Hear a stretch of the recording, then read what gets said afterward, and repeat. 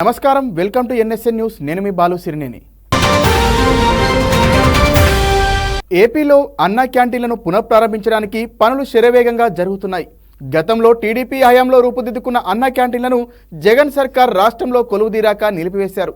ప్రస్తుతం రాష్ట్రంలో ఎన్డీఏ కూటమి ప్రభుత్వం ఏర్పడడంతో అన్నా క్యాంటీన్లను తిరిగి అందుబాటులోకి తెస్తున్నారు. ఎన్టీఆర్ జిల్లా విజయవాడలో అన్నా క్యాంటీన్లను ఆగస్టు 15న పునఃప్రారంభించడానికి పనులు శరవేగంగా జరుగుతున్నాయి. పేదలకు పట్టెడన్నం పెట్టే అన్నా క్యాంటీన్లను చంద్రబాబు ప్రభుత్వం పునరుద్ధరించడంపై నగర ప్రజలు హర్షం వ్యక్తం చేస్తున్నారు. గతంలో అన్నా క్యాంటీన్లను జగన్ సర్కార్ రాష్ట్రంలో కొలువుదీరాక నిలిపివేశారు. దీనిపై ప్రజల నుంచి వ్యతిరేకత వ్యక్తమైన జగన్ సర్కార్ వెనక్కు తగ్గలేదు. ప్రస్తుతం ప్రభుత్వం అన్నా క్యాంటీన్లను తిరిగి అందుబాటులోకి తెస్తున్నారు. వైసీపీ పాలనలో చాలా అన్నా క్యాంటీన్ కేంద్రాలను ఇతర అవసరాలకు వినియోగించారు. ప్రస్తుతం వాటిని స్వాధీనం చేసుకుని పాత మోడల్లోనే అన్నా క్యాంటీన్లుగా తిరిగి పునరుద్ధరిస్తున్నారు. అన్నా క్యాంటీన్ల పునరుద్ధరణ దస్త్రంపై ఏపీ ముఖ్యమంత్రి చంద్రబాబు సంతకం పెట్టడంతో అధికారులు తదుపరి చర్యలు చేపట్టారు. పురాత్ నగరపాలక సంస్థల కమిషనర్లతో పాటు ప్రజారోగ్యం, పట్టణ ప్రణాళిక విభాగం అధికారులను ఇందులో భాగస్వాములను చేశారు. వైసీపీ హయాంలో నగరంలోని ఇతర అవసరాలకు వినియోగించిన అన్నా క్యాంటీన్ బిల్డింగ్లను స్వాధీనం చేసుకుని ప్రారంభానికి సిద్ధం చేస్తున్నారు.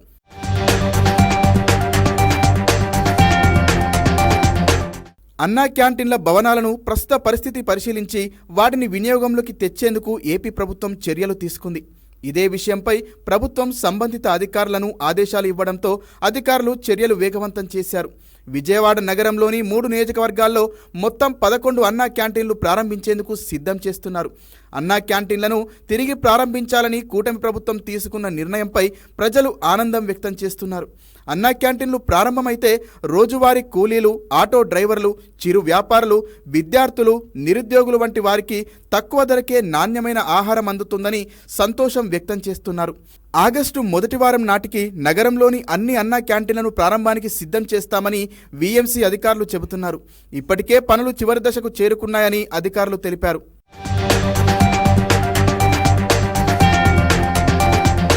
రాజకీయ ప్రయోజనాల కోసం రైతుల జీవితాలతో చెలగాటమాడొద్దని BRS working president KTR Congress సర్కార్కు సూచించారు. రాజకీయాలు, కక్ష సాధింపు చర్యలకు పోతే రైతులు, ప్రజలు నష్టపోతారన్నారు. తక్షణమే ప్రభుత్వం కాళేశ్వరం నుంచి నీటిని పంపింగ్ చేసి రాష్ట్రంలోని రిజర్వాయర్లను నింపాలని డిమాండ్ చేశారు. కాళేశ్వరం ప్రాజెక్టు సందర్శనకు వెళ్లిన బీఆర్ఎస్ ఎమ్మెల్యే, ఎమ్మెల్సీల బృందంతో కలిసి కేటీఆర్ ఎల్ఎండి రిజర్వాయర్ను పరిశీలించారు. ఈ సందర్భంగా స్థానిక నీటిపారుదల శాఖ అధికారులను వివరాలు అడిగి తెలుసుకున్నారు. ఎల్ఎండి రిజర్వాయర్లో గతేడాది ఇదే సమయానికి ఎంత నీరు ఉంది, ఇప్పుడు ఎంత ఉందని తెలుసుకున్నారు. మొదట క్రికెట్ మైదానాన్ని తలపిస్తున్న రిజర్వాయర్ను కాకతీయ దిగువ కాలువ వద్ద ఉన్న హెడ్ రెగ్యులేటర్ వద్ద నీటి మట్టాన్ని, గేట్ల వద్దకు వెళ్లి అక్కడి నీటి మట్టాన్ని పరిశీలించారు. అనంతరం ఆయన మాట్లాడుతూ తెలంగాణ తొలి ముఖ్యమంత్రి కేసీఆర్ రాష్ట్ర సాగునీటి రంగంలో విప్లవాన్ని సృష్టించారని తెలిపారు. ముఖ్యంగా గోదావరి నదిలో వృధాగా పోతున్న 100 టీఎంసీల నీటిని ఒడిసిపట్టి తెలంగాణలోని బీడు భూములకు మళ్లించాలనే అద్భుతమైన ఆలోచన చేసి ఆచరణలో చూపారని అన్నారు. మేడిగడ్డ నుంచి మొదలు పెడితే అన్నారం, సుందిల్లా బ్యారేజ్లతో సహా 19 బ్యారేజ్లు, రిజర్వాయర్లు, పంప్ హౌజులు, 100 కిలోమీటర్ల గ్రావిటీ కాలువలు, 1000 కిలోమీటర్ల పిల్ల కాలువలు తవ్వించారని, మొత్తంగా చూస్తే ప్రపంచంలోనే అతి పెద్దదైన multi stage lift irrigation project రూపంలో కాళేశ్వరాన్ని నిర్మించారని గుర్తు చేశారు.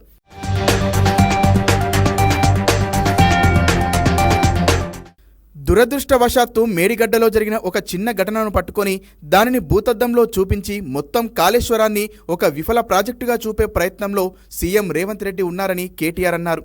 గత 8 నెలలుగా లక్షలాది మంది రైతుల జీవితాలతో చెలగాటమాడుతున్నారని ధ్వజమెత్తారు. గతేడాది సరిగ్గా ఇదే రోజు ఎల్ఎండి రిజర్వాయర్లో 12 టీఎంసీలకు పైగా నీరు ఉండేదని, ఇదే సమయంలో కాళేశ్వరం నుంచి సమయానికి పంపింగ్ చేయడం వల్ల పూర్తిస్థాయి నీటిని నిలిపి రైతుల గుండెల్లో భరోసా ఇవ్వగలిగామని చెప్పారు. కానీ ఈ ఏడాది పరిస్థితి గురించి అధికారులతో మాట్లాడితే ఇప్పటి వరకు 45% కంటే తక్కువ వర్షపాతం నమోదైందని, సెప్టెంబర్ వరకు వర్షాలు కురిసే అవకాశం ఉన్నా గ్యారంటీ లేకుండా పోయిందని చెప్పినట్లు తెలిపారు. మేడిగడ్డ మేడిపండు అయిపోయిందని, అది గోదావరి నీటిలో కొట్టుకుపోతోందని, లక్షల కోట్లు వృధా అయ్యాయని కాంగ్రెస్ నాయకులు చేసిన ప్రచారమంతా ఉత్తదేనని తేలిపోయిందని కేటీఆర్ అన్నారు. దాదాపు 10 లక్షల క్యూసెక్కుల నీటి ప్రవాహాన్ని తట్టుకొని మేడిగడ్డ టీవీగా నిలబడి ఉందని అన్నారు. ఎల్ఎండి వచ్చినట్టుగానే అవసరమైతే ఎన్ని రిజర్వాయర్లకు వెళ్లి వాస్తవ పరిస్థితులను పరిశీలిస్తామన్నారు. ఇవాళ కన్నేపల్లి పంపౌజ్కు వెళ్తున్నామని, అదేవిధంగా మేడిగడ్డ బ్యారేజ్, కాళేశ్వర ఆలయాన్ని కూడా సందర్శిస్తామని చెప్పారు కేటీఆర్.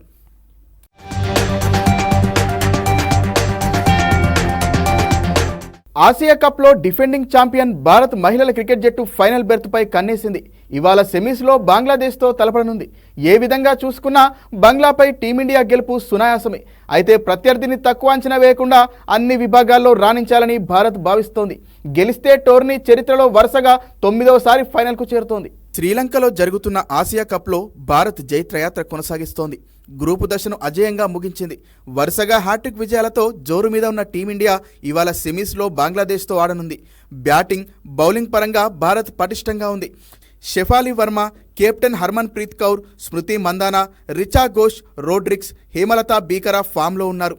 బ్యాటర్లకు తోడు బౌలర్లు కూడా రాణిస్తున్నారు. దీప్తి శర్మ, రేణుక, రాధా యాదవ్, తెలుగమ్మాయి అరుంధతి ప్రత్యర్థి బ్యాటర్లను బెంబేలెత్తిస్తున్నారు. అన్ని విభాగాల్లో బలంగా ఉన్న భారత్ను ఎదుర్కోవడం బంగ్లాకు కఠిన సవాలే. గ్రూపు దశలో బంగ్లా 3 మ్యాచ్ల్లో 2 నెగ్గి 2వ స్థానంలో సెమీస్కు చేరుకుంది. ఆ జట్టు బ్యాటర్స్ ముర్షిదా ఖాతును, కెప్టెన్ నిగర్ సుల్తానాపైనే ఆధారపడి ఉంది. భారత బౌలర్లు వీరిని త్వరగా అవుట్ చేస్తే ఆ జట్టును స్వల్ప స్కోరుకే కట్టడి చేయొచ్చు. మరోవైపు బౌలర్లలో రబేయా ఖాన్, నహిదా నుంచి టీమిండియా బ్యాటర్లు సవాల్ ఎదుర్కోవచ్చు. ఈ ఏడాది ఏప్రిల్, మేలో జరిగిన 5 టీ20 సిరీస్ను భారత్ 5-0తో క్లీన్ స్వీప్ చేయడం బంగ్లాపై ఆధిపత్యాన్ని తెలియజేస్తోంది. బంగ్లా గడ్డపైనే ప్రత్యర్థిని చిత్తు చేయడం గమనార్హం. కాగా టీ20 ఫార్మాట్లో బంగ్లాపై భారత్ తిరుగులేని ఆధిపత్యం కనబరిచింది. ఇప్పటి వరకు భారత్, బంగ్లా జట్లు 22 సార్లు తలబడ్డాయి. అందులో టీమిండియా 19 విజయాలు నమోదు చేయగా బంగ్లా 3 మాత్రమే నెగ్గింది.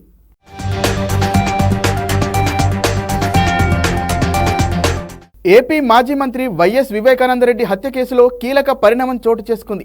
తనను సాక్షిగా పరిగణించాలంటూ 4వ నిందితుడిగా ఉన్న దస్తగిరి సిబిఐ కోర్టులో పిటిషన్ దాఖలు చేశారు. దస్తగిరి తరపు న్యాయవాది వాదనను పరిగణలోకి తీసుకున్న సిబిఐ కోర్టు నిందితుల జాబితా నుంచి తొలగించి సాక్షిగా పరిగణించాలని సిబిఐ కోర్టు ఆదేశించింది. వైఎస్ వివేకానందరెడ్డి హత్య కేసులో కీలక పరిణామం చోటు చేసుకుంది. నిందితుడిగా ఉన్న దస్తగిరిని సిబిఐ కోర్టు సాక్షిగా పరిగణించింది. ఈ మేరకు దస్తగిరి దాఖలు చేసిన పిటిషన్ను అనుమతిస్తూ నిందితుల జాబితా నుంచి ఆయన పేరును తొలగిస్తూ సిబిఐ కోర్టు ఉత్తర్వులు జారీ చేసింది. వైఎస్ వివేకా హత్య కేసులో దస్తగిరి 4వ నిందితుడిగా ఉన్నారు. తనను నిందితుల జాబితా నుంచి తొలగించి సాక్షిగా పరిగణలోకి తీసుకోవాలంటూ షేక్ దస్తగిరి దాఖలు చేసిన పిటిషన్పై న్యాయమూర్తి టి రఘురాం విచారణ చేపట్టి ఉత్తర్వులు జారీ చేశారు. 4వ నిందితుడిగా ఉన్న దస్తగిరిని సాక్షుల జాబితాలో 110వ సాక్షిగా పేర్కొన్నారని పిటిషనర్ తరపు న్యాయవాది కోర్టుకు తెలిపారు.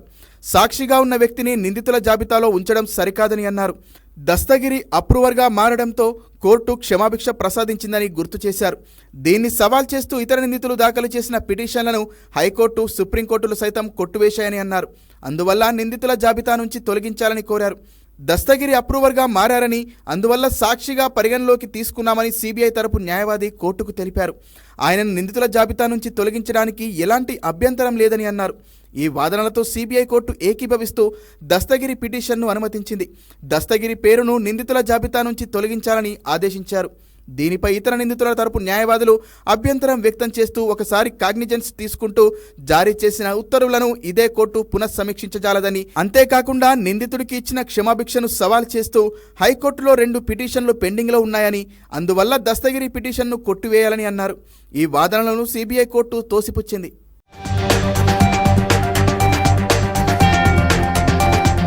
వైఎస్ జగన్ పాలనలో నిర్లక్ష్యానికి గురైన ఏపీ రైతులకు కూటమి ప్రభుత్వం అన్ని విధాలా అండగా ఉంటుందని వ్యవసాయ శాఖ మంత్రి అచ్చెన్నాయుడు హామీ ఇచ్చారు.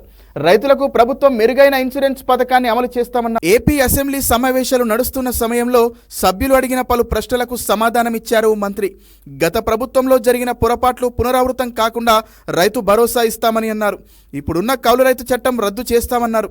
ప్రతి కౌలు రైతుకు బ్యాంకు రుణాలు, ప్రభుత్వ పరిహారం అందజేస్తామని వివరించారు. 2019లో జగన్ చేసిన చట్టాన్ని రద్దు చేసి 2016లో టీడీపీ తీసుకొచ్చిన చట్టాన్ని అమలు చేస్తామని పేర్కొన్నారు. వచ్చే ఏడాది రైతులకు ప్రభుత్వం మెరుగైన ఇన్సూరెన్స్ పథకాన్ని అమలు చేస్తామన్నారు. 2016 నుంచి 2019 వరకు అందిన విధంగా ఇన్సూరెన్స్ ప్రయోజనాలు అమలు చేస్తామన్నారు.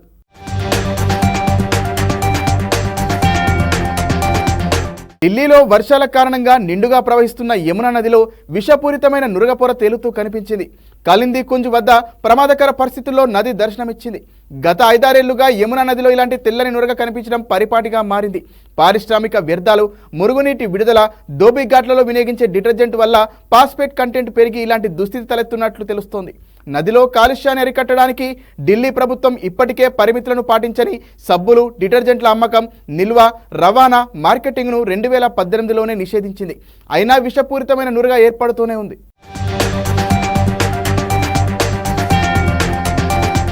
ప్రభుత్వం మారినా ఉన్నతాధికారుల తీరు మారలేదని ఏపీ ప్రభుత్వ ఉద్యోగుల సంఘం అధ్యక్షుడు కేఆర్ సూర్యనారాయణ అన్నారు. ఇప్పటికీ ధనుంజయ రెడ్డి, సజ్జల రామకృష్ణారెడ్డి చెప్తే తప్ప తాము పనిచేయడం అన్నట్టు వ్యవహరిస్తున్నారు.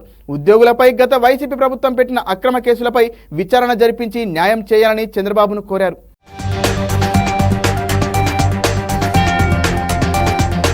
కొన్ని శాఖల్లో ఇప్పటికి కూడా కొంతమంది అధికారులు ఆ పాత విధానాన్ని కొనసాగిస్తా ఉన్నారు. దానికి నేనే సాక్ష్యంగా ఉన్నా. కేవలం ఎఫ్ఐఆర్ లో నా పేరు పెట్టినందుకు గాను నన్ను సస్పెన్షన్ లో పెట్టి సంవత్సరంన్నర కావస్తున్న ఒక్కసారి విచారణకి పిలవడం గాని, ఒక మెమో ఇవ్వడం గాని, ఒక ఛార్జెస్ పెట్టడం గాని, ఛార్జ్ షీట్ ఫైల్ చేయడం గాని, కనీసం నన్ను ఇన్వెస్టిగేషన్కి పిలవడం గాని చేయకుండా ఈ రోజు కూడా జీతభత్యాలు చెల్లించకుండా అదే రకమైన వేధింపులకి నేటికి కొనసాగిస్తా ఉన్నారు. ఆ కమర్షియల్ ట్యాక్స్ లో ఉన్నటువంటి ఆ చీఫ్ కమిషనర్ గిరిజాశంకర్ అనే అధికారి ఇప్పటికి కూడా ధనుంజయ రెడ్డి గారో సజ్జల రామకృష్ణారెడ్డి గారో చెబితే తప్ప మేము పనిచేయమనేటువంటి ధోరణిలో వ్యవహరిస్తున్న విషయాన్ని సందర్భంగా ప్రస్తావిస్తూ ఈ విషయాలను కూడా గౌరవ ముఖ్యమంత్రి గారు పరిగణలో తీసుకుని శాసనసభలో వెల్లడించినట్టుగా టీపీఎస్ ఉద్యోగుల మీద పెట్టిన కేసులు గాని, వివిధ ప్రభుత్వ శాఖలో వివిధ అధికారులు ఉద్యోగులు పెట్టిన అక్రమ కేసులన్నింటినీ త్వరితగతిన విచారణ చేసి అందులో అక్రమం అని తేలినటువంటి వాటిని మరి ప్రభుత్వమే స్వచ్ఛందంగా విత్డ్రా చేసుకునే దానికి ఒక విధానాన్ని త్వరలో ప్రకటించాలని ఉద్యోగుల పక్షాన కోరుకుంటా ఉన్నామని మనవి చేస్తా ఉన్నాను. Thank you.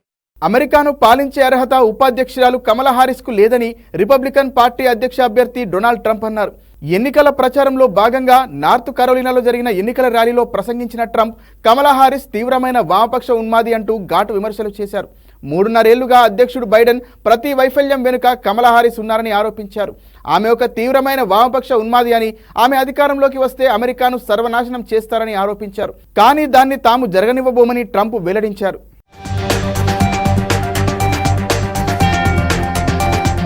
కోట్ల మంది ఎదురు చూస్తున్న ప్యారిస్ ఒలింపిక్స్ 2024 ఇవాళ ఘనంగా ప్రారంభం కానున్నాయి. కరోనాతో గతసారి ఒలింపిక్స్ చప్పగా సాగిన ఈసారి 16 రోజులు ప్రపంచ క్రీడాభిమానుల్ని ఉర్రూతొలగించనున్నాయి. ఫ్యాషన్, గాస్ట్రోనమీ, సంస్కృతికి ప్రసిద్ధిగాంచిన ప్యారిస్ ఒలింపిక్స్ ను పునరుజ్జీవింపజేయనుంది. దాదాపు 10,500 మంది అథ్లెట్లు ఈసారి విశ్వ క్రీడల్లో ఆడుతున్నారు. కాగా 10,000 మంది సైనికులు ప్యారిస్కు పహారా కాస్తున్నారు. 124 ఏళ్ల క్రితం ఇదే ప్యారిస్లో జరిగిన ఒలింపిక్స్లో 22 మంది మహిళలే ఆడగా ఈసారి పాల్గొంటున్న క్రీడాకారుల్లో స్త్రీ పురుషుల సంఖ్య దాదాపు సమానంగా ఉంది.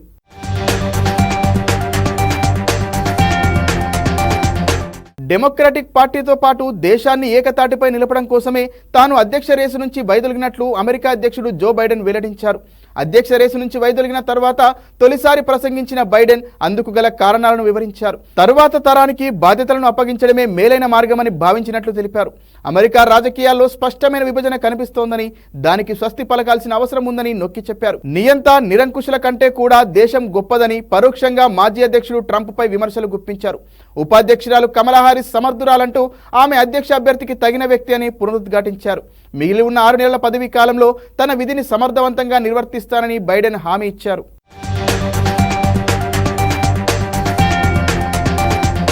మహారాష్ట్రలోని ముంబై, పూణే సహా పలు ప్రాంతాల్లో వరదలు బీభత్సం సృష్టిస్తున్నాయి. భారీ వర్షాలతో ముంబైలో ఎటు చూసినా నడుములోతు నీళ్లు దర్శనమిస్తున్నాయి. చెరువులు పొంగి పొర్లుతున్నాయి. వందల కొద్దీ వాహనాలు నీట మునిగాయి. లోతట్టు ప్రాంతాలను వరదలు ముంచెత్తేయడంతో ప్రజలు తీవ్ర ఇబ్బందులు ఎదుర్కొంటున్నారు.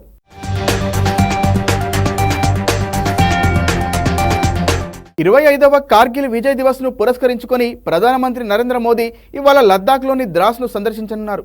అక్కడ కార్గిల్ యుద్ధ స్మారకాన్ని దర్శించి అమరులకు నివాళులర్పించనున్నారు. తర్వాత యుద్ధ వితంతులతో మోడీ మాట్లాడనున్నారు. ఈ క్రమంలో షహీద్ మార్గ్, వీర్ భూమిని సందర్శించనున్న ప్రధాని షింకులా టన్నెల్ను ప్రారంభిస్తారు. కార్గిల్ యుద్ధ కళాఖండాల మ్యూజియాన్ని పరిశీలించిన అనంతరం సైనికులతో గ్రూప్ ఫోటో తీసుకుంటారు. ఈ మేరకు స్పెషల్ ప్రొటెక్షన్ గ్రూప్ ఎస్పీజీ ఇప్పటికే అన్ని ఏర్పాట్లు పూర్తి చేసింది. ప్రధాని భద్రతా ఏర్పాట్లను జమ్మూ కాశ్మీర్ లెఫ్టినెంట్ గవర్నర్ బిడి మిశ్రా సమీక్షించారు. కార్గిల్ విజయానికి గుర్తుగా జూలై 24 నుంచే ద్రాస్లో వేడుకలు నిర్వహిస్తున్నారు.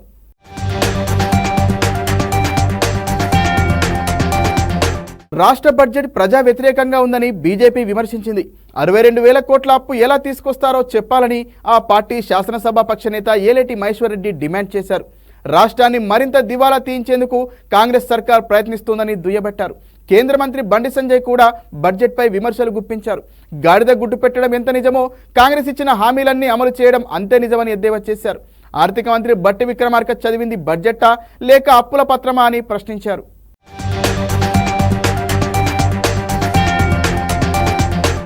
శాసనసభలో ప్రవేశపెట్టింది బడ్జెటా అప్పుల పత్రమా స్పష్టం చేయాల్సిన అవసరం ఉంది. 6 గ్యారెంటీలు ఆగమైపోయినాయి. చేతల ప్రభుత్వం అని చెప్పిన కాంగ్రెస్ ప్రభుత్వం చేతులెత్తేసింది.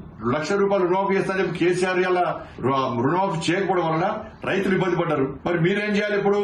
డిఫాల్టర్ లిస్ట్ ఉన్న రైతులను డిఫాల్టర్ లిస్ట్ నుంచి వాళ్ళ పేర్లు తొలగించి క్లియరెన్స్ సర్టిఫికేట్ మీరు ఇప్పిస్తే వాళ్ళు తిరిగి రుణాలు తీసుకునే అవకాశం ఉంటుంది. అన్ని విధాలా ఆదుకుని ఉంటుంది. ఇది మీరు చేయగలుగుతారా? దాని గురించి ఊసేలేదు. ఇవాళ త్రిపులాలకు గాని ఇందిరమ్మ ఇండ్లకు గాని కేంద్ర ప్రభుత్వం నిధులు ఇస్తుందా లేదా స్పష్టం చేయండి. కాబట్టి ఈ బడ్జెట్ విషయంలో రాష్ట్ర ప్రజలు ఆలోచించాలి. ఇది గాడిద గుడ్డ ఏం గుడ్డో కాంగ్రెస్ పార్టీ నాయకులు స్పష్టం చేయాలి.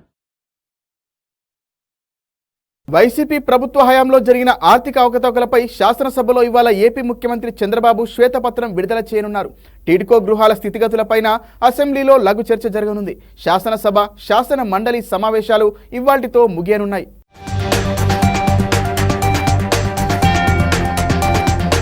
ఆంధ్రప్రదేశ్ జీవనాడి అయిన పోలవరం ప్రాజెక్టును 45.72 మీటర్ల ఎత్తుకు నిర్మించి ఆ స్థాయిలో నీరు నిలబెట్టేందుకు అవసరమైన మొత్తం నిధులను కేంద్రమే ఇవ్వాలని రాష్ట్ర మంత్రి మండలి తీర్మానించింది.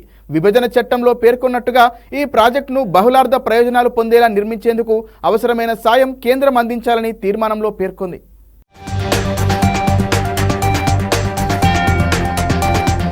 ఏపీలో నామినేటెడ్ పోస్టుల కోసం ఎదురు చూస్తున్న వారికి ప్రభుత్వం త్వరలో తీపి కబురు చెప్పనుంది. నామినేటెడ్ పోస్టుల భర్తీకి సంబంధించి కూటమి పార్టీల మధ్య ఒప్పందం కుదిరినట్లు సమాచారం. నామినేటెడ్ పోస్టుల భర్తీ ఈ నెల 28న లేదా ఆగస్టు 6న ప్రకటించే అవకాశం ఉంది. ఎమ్మెల్యే టికెట్లు ఆశించి నిరాశకు గురైన వారు టీడీపీ జనసేన పార్టీల్లో చాలా మందే ఉన్నారు. నిరాశకు గురైన నాయకుల్లో ఎక్కువ మంది నామినేటెడ్ పోస్టుల కోసం పోటీ పడుతున్నారు. ఎమ్మెల్యే టికెట్ ఆశించి భంగపాటుకు గురైన వారే కాకుండా పార్టీ కోసం కష్టపడిన వారు సైతం నామినేటెడ్ పోస్టులను ఆశిస్తున్నారు. టీడీపీ ఎమ్మెల్యేలున్న చోట 60% నామినేటెడ్ పోస్టులు ఆ పార్టీ కార్యకర్తలకు, 30% జనసేనకు, మిగతా 10% బీజేపీకి ఇచ్చేటట్లు ఒప్పందం కుదిరింది. అలాగే జనసేన ఎమ్మెల్యేలున్న చోట 60% పోస్టులు ఆ పార్టీకి, 30% పోస్టులు టీడీపీకి, 10% బీజేపీ వారికి కేటాయిస్తారు. బీజేపీ ఎమ్మెల్యేలున్న చోట ఆ పార్టీకి 50% పదవులు, మిగిలిన 50% టీడీపీ జనసేనలకు ఇవ్వనున్నట్లు సమాచారం.